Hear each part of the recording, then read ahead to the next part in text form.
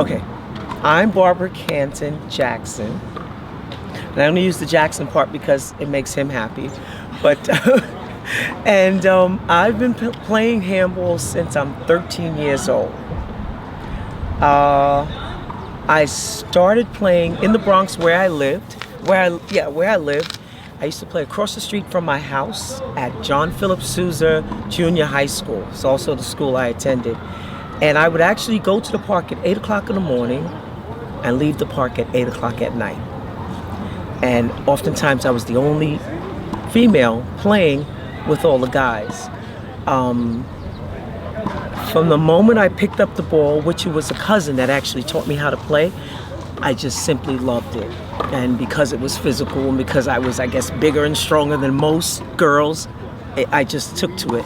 And it just went on from there. So anywhere in the Bronx that there was a court, that's where I played. And I actually started playing handball with the pink ball, the Spalding pink ball, which is, they don't even make it anymore. And so John Philip Sousa is where I started playing. And from there, I would go to Castle Hill. I would go to St. James Park. I would go to Van Cortlandt Park. I would go to any park that's in the Bronx. That's where I played. And oftentimes, I went from park to park with my male friends. Thanks. Hi, I'm Dori 10. I didn't start out in handball, actually.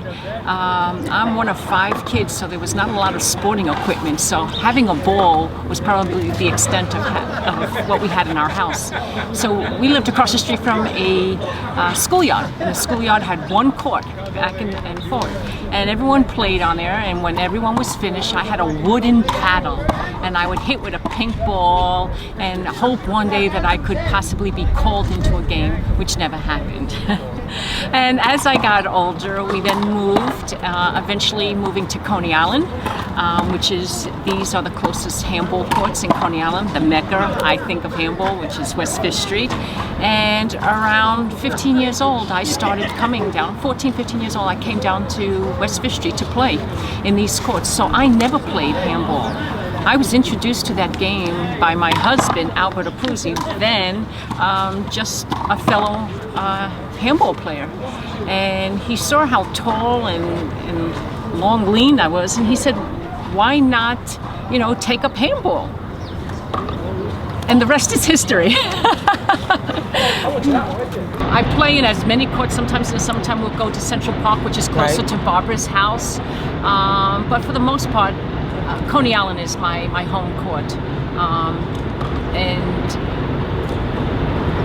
these days now we pretty much play exclusively at Coney Island. Right. This is where the best players play at, if you want small ball. If you want small ball, right. But of course, like we said, with big ball, you got West 4th, you got got Queens, you got every...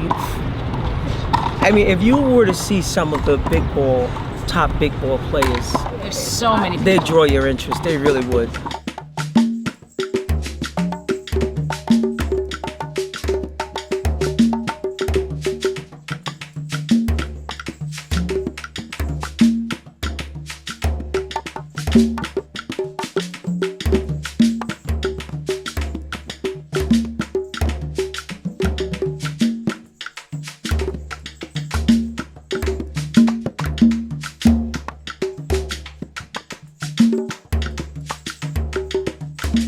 They're amazing. A little more rowdy than we are. Don't put that in there.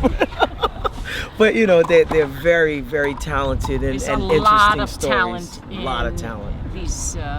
In these handball courts. There's over 3,000 courts in New York City. Thank you, FDR. Yeah, it was FDR. Yeah. But because of that, you have phenomenal players playing in so many different courts. And I think that's what makes it such a beautiful, wonderful game. People that don't play handball think that we are crazy. I remember at the same courts where I started playing at Sousa, at John Philip Sousa handball courts. The ground is very, very bumpy. The stones are raised even more so than this. And one year, I actually went for a shot and took off the tops of my fingers. I needed stitches. I know I needed stitches. I bandaged it myself, and the next day I was playing. With every time I hit, there was blood oozing, and I'd wrap it again. And people would look at me and go, "Are you kidding me? How could you possibly?" I said, "You don't understand." So people that don't play our sport, they look at us like we're nutty. Like we would come out and push the snow aside to play ball. We would dry the courts from rain to play ball. So we'd even play in the rain, slipping and sliding and laughing the whole time. So, I guess unless you're an athlete or you're passionate about something, I don't know what, maybe a painter or a musician or something, you just would never understand how we can do this. We could play every day. If our bodies permitted it, we could play every day, all day, without a question. So I wish people understood it. Like my husband doesn't play. He doesn't understand it. He's like, "You're gonna go do what? I thought you said your ankle hurt." I go, "I'll see you later. I'm gonna go meet Dori." Yeah. Passion. How do you describe or handball passion? Well, let's just start with passion. How do you describe or passion? So the only way to describe handball passion is to ask, what's your passion? Is it chess? Is it painting? Is it going to museums? Is it collecting cards or stamps? Whatever it may be, it's something that you think about 24 hours a day. You think about, is it going to be sunny? On Monday, I'm already thinking about the weather report for Saturday and Sunday so I can play. I'm like, is it going to rain? Oh, no, it's not going to rain. It's only 4 days away. Maybe the weather pattern will change. The weatherman's wrong. It's this constant thinking of wanting to play, getting out there. It's all consuming. And that's what passion is. It's a complete consumption of your thoughts. I want to play all day long. I want to be here. I'm not interested in birthday parties. I'm not interested in shopping. I don't want to go to the malls. I just want to play handball. And with my best friend. How about one national? I didn't go to my aunt's wedding. Now, when she got engaged, I said, please, please, please don't get married the weekend of Columbus Day. This particular year, they moved the Nationals to Columbus weekend, and she did it. So I'm not coming. I did think we won. We did win. She was like, "You better win." I said, "Aunt Ann, I told you not to do it this week." She goes, "Oh, but it made more sense." I said, "You don't understand. I'm not coming to the wedding." So yeah. People think like something like that is nutty. Relatives know that if it's sunny out, don't out. ask for us to go to the Hamptons and hang out. Don't tell us that there's a birthday at 2 o'clock in the afternoon. Please, can you make it for 6 o'clock so we can have some games to play? And they understand that. Our families know, and people who follow their passion understand it. And it doesn't have to be handball. It could be anything. Like I said, whether it's going to the movies, whatever it is, it's a passion that is all-consuming, and that's exactly what handball is to us. To us, yeah. It's just a lifestyle that is so incorporated. It's in our bone, our blood. When they look in the DNA, they'll see handball. Yeah. People actually say, my mother used to say to me, she goes, "When are you going to stop playing?" I said, "Stop playing." I go, "Mommy, I don't even know what you're talking about." She goes, I used to tell her, I said, "When my knees actually fall off on the court," then I say, "You know what, I guess I got to stop playing." And even then, I'll give her some Motrin. Yeah. Patch them back on, keep moving. Wow. Playing partners. That's like a marriage. It is a loving marriage. How about Dori and I, the other doubles partners, they tease us and they laugh at us because they said they've never seen such loving doubles partners. We say sorry to each other when we take each other's shots, or we say sorry if we miss a shot, or we say, "Oh, your shot, Tenny," or "Good shot, Tenny." We're always propping each other up, and we're very loving and caring and supportive. And we know that after a game, win or lose, I'm always gonna have my best friend. She's my absolute best friend in the whole wide world. And so Dori and I, and it's funny how we became partners because we didn't know each other. When we first met, I came down to the courts the day of the Nationals in 92. 92. And, you know, I'd heard the buzz about USHA, and I'd heard the buzz about this tall girl that I probably should team up with. That was Lester. That I should probably team up with. You guys, you know, she's tall and she blocks well and she can hit all day and you're powerful, da-da-da-da. So I came down to the courts the day that the Nationals started in 1992, and oh my goodness, I was just so excited to see so many players with this ball that I'd never hit before, a small ball. And then I saw women. Wow, there's women that play. And Dori was already entered in the tournament. I think it was Rosemary's last tournament that you beat her. And I begged the then he was the director, Bob Peters, begged him to let me into the tournament. And he said, no, there are tournament deadlines. There's deadlines. There's no on-site entries. You know, like you would do in a pickup tournament in any park in the city. But the USHA is organized, and you know, and there's set rules and so forth. And he didn't let me in. So when I met Barbara, as she said, it was here at the courts, and it was bittersweet. I really wanted more women to be entered into the tournament, but when I saw her and I saw how tall she was, I didn't want this woman who had muscles and all. I'm like, yeah, next year, okay. Maybe I'll bulk up next year.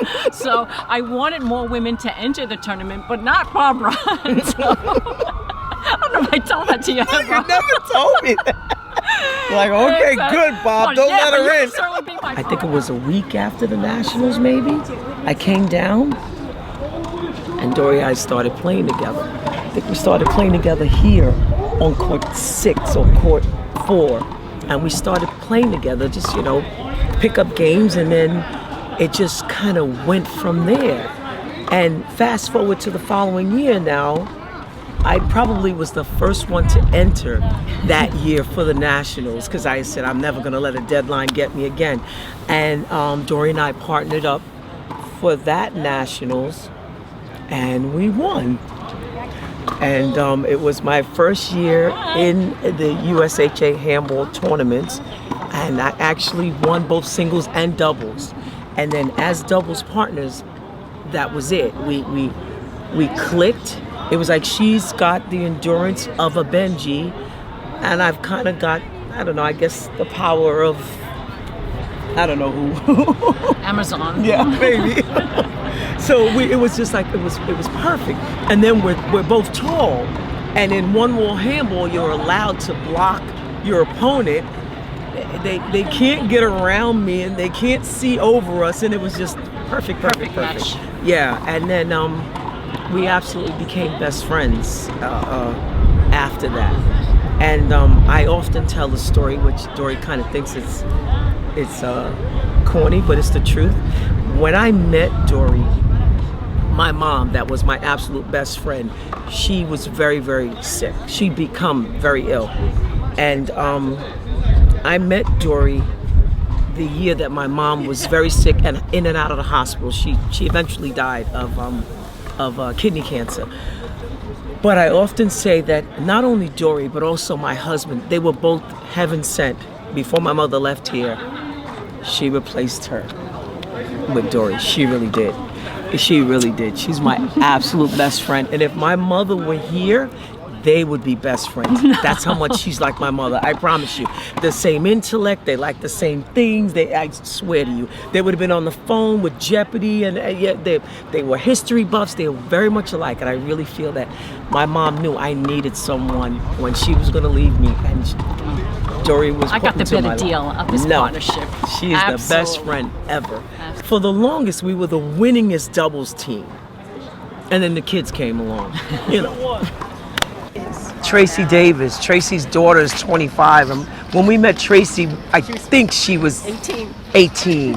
When we met Danielle, I think she was 15. I'm like, what do you? was in high school. I'm like, what do you mean you're a teacher now? You know, it's just amazing. So, Tracy knocked she shook our records. Tracy Davis, Very good player. she's an excellent player.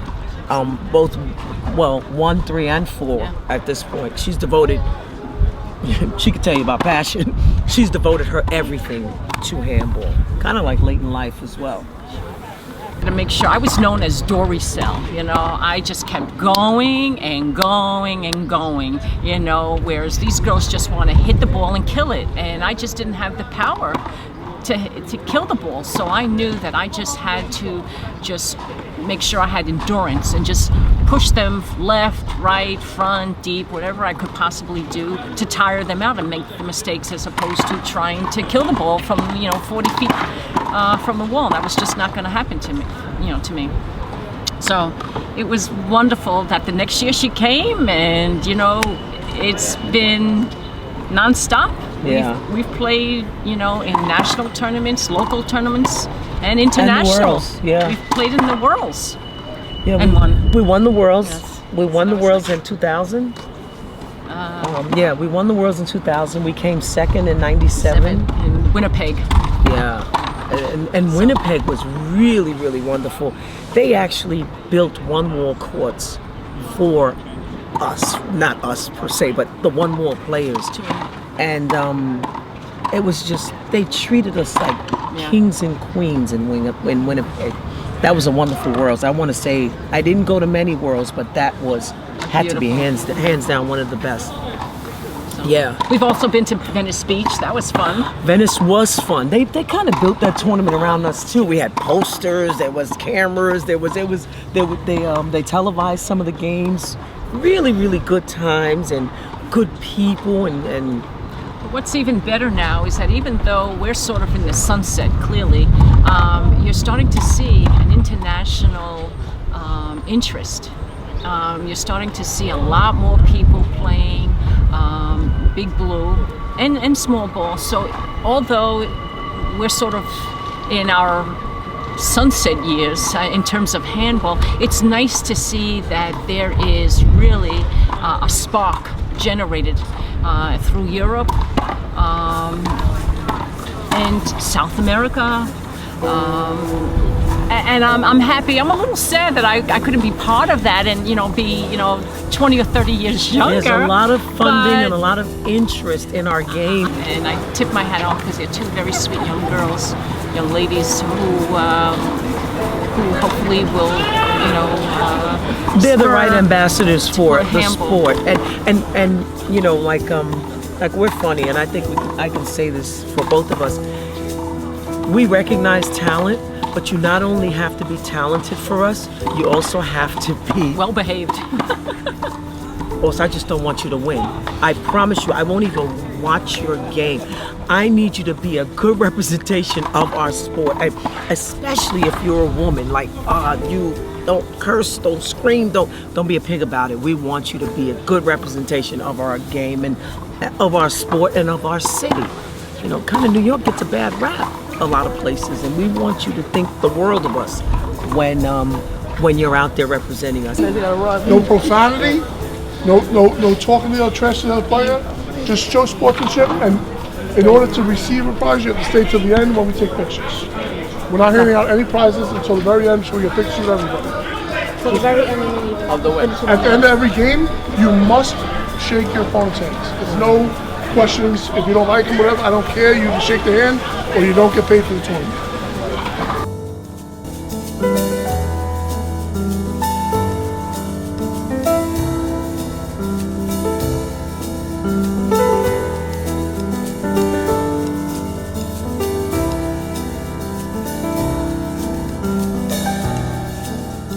I feel kind of like a mother hen to these young girls.